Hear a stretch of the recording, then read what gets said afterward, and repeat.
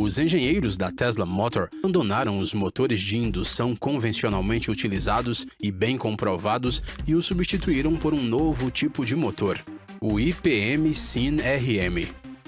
Estes motores têm um design totalmente diferente, fazendo uso de ação magnética e relutância.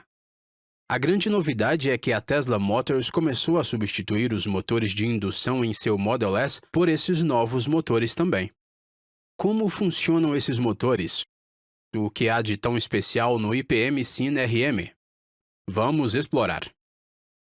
Para obter uma resposta clara, primeiro precisamos entender o motor elétrico do Model S, que é um motor de indução. Claramente, como você pode ver, a parte rotativa aqui é um arranjo de barras condutoras. Correntes alternadas das baterias fluem para os enrolamentos externos do motor. Isso criará um campo magnético rotativo. O campo flutuante interage com as barras do rotor e gera forças eletromotivas sobre elas, o que, por sua vez, gera correntes nas barras do rotor. A interação entre essas correntes induzidas e a RMF impõe força nas barras do rotor e o rotor começa a girar. Estes motores são eficientes, mas não até a marca. Por exemplo, longas viagens na velocidade de um cruzeiro perdem de 3 a 4% de energia para gerar correntes nas barras de rotor, o que definitivamente não é eficiente. Além disso, para um automóvel, o parâmetro de desempenho mais crucial é o seu torque inicial. Embora os motores de indução tenham um torque de partida melhor do que os motores IC, existe uma tecnologia de motor que fornece torque inicial ainda melhor do mesmo volume do motor. Uma tecnologia de motor baseada em ímãs permanentes.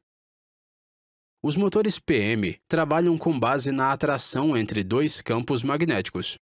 Eles produzem um bom torque de partida quando você os opera usando um controlador e eles não experimentam perda de energia no rotor.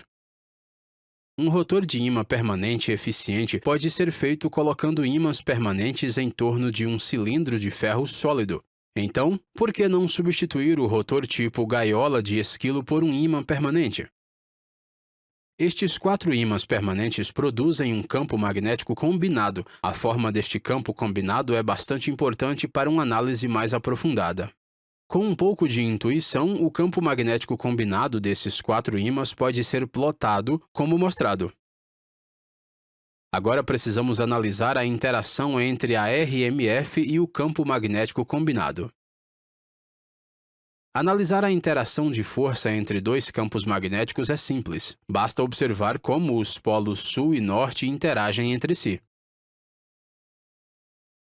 Para simplificar, vamos esconder o campo magnético produzido pelos ímãs permanentes e manter apenas os polos norte e sul. As interações de força entre os diferentes polos são mostradas aqui. Neste ângulo, a RMF definitivamente produz um torque no rotor. Agora vamos girar a RMF para 45 graus. Curiosamente, neste ângulo, o rotor experimenta o torque máximo porque as forças atraentes e repulsivas estão passando quase tangencial para o rotor e estão produzindo os torques na mesma direção. Usando esta analogia simples da bola, o motivo por trás da razão pela qual as forças tangenciais produzem torque máximo é clara. Assim, este é o ângulo perfeito para ligar seu carro elétrico. Manter este ângulo ou regulamentar mais o ângulo é o trabalho do controlador inteligente. Neste design, o rotor não tem corrente induzida, o que reduz a energia de entrada necessária e leva a maior eficiência do que as dos motores de indução. Junto com maior torque de partida, o motor PM também funciona em velocidades síncronas. Mas a busca pelo motor elétrico perfeito ainda não acabou. Um motor de ímã permanente produz um bom torque quando você liga o carro ou sobe uma colina. No entanto, quando o carro cruza a estrada em alta velocidade, motores de ímãs permanentes têm um desempenho terrível. O vilão aqui é a EMF de retorno. As linhas de campo magnético produzidas pelos ímãs permanentes se conectam com os enrolamentos do estator e geram EMF lá. Esta EMF é chamada de EMF de retorno, que é claramente uma tensão reversa à tensão de alimentação do estator. Quanto maior a velocidade do rotor, mais ele produz EMF de retorno. Este fenômeno é o motivo pelo qual os motores permanentes têm um desempenho terrível em aplicações de alta velocidade. Além disso, esses ímãs de alta resistência também resultam em perdas por correntes magnéticas parasitas, o que aumenta o calor na máquina. Vamos ver como podemos modificar este design para que ele funcione eficientemente mesmo em altas velocidades. Para a operação em alta velocidade, os engenheiros da Tesla fizeram uso da propriedade de relutância do ferro. A capacidade de se opor aos campos magnéticos é conhecida como relutância. Um prego de ferro gruda em um ímã permanente devido à força de relutância. O ferro é um bom guardião das linhas de campo magnético, mas o ar não é.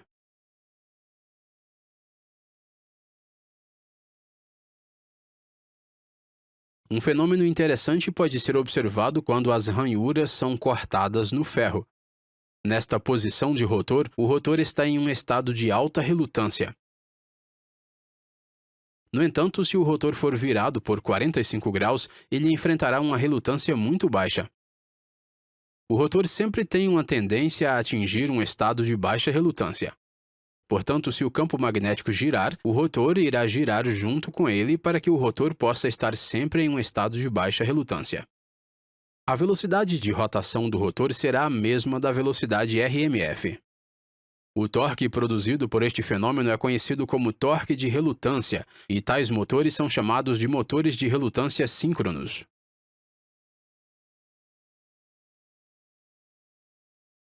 Os SYN-RMs são altamente eficientes e não têm problemas de EMF de retorno.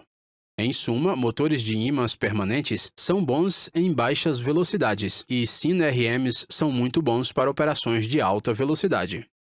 Se pudermos integrar a tecnologia SYN-RM no motor de ímã permanente que vimos anteriormente, tal motor poderia trabalhar eficientemente a qualquer velocidade, um motor que utiliza tanto a relutância quanto os efeitos permanentes do ímã. Podemos facilmente alcançar essa integração de design colocando os ímãs permanentes nos cortes com fendas do motor SYN-RM, no fundo do núcleo de ferro.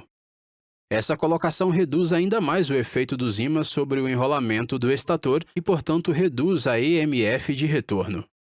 Este design é o motor de relutância síncrona de ímã permanente interno. A permeabilidade relativa dos ímãs é quase a mesma do ar, então eles se oporão ao campo para passar por ele, assim como o ar fez anteriormente, gerando assim o torque de relutância. Para analisar este motor corretamente, primeiro precisamos observar o campo magnético resultante que o arranjo de ímã permanente produz. O software FEA EMWorks 2D, a SolidWorks, vem para o resgate.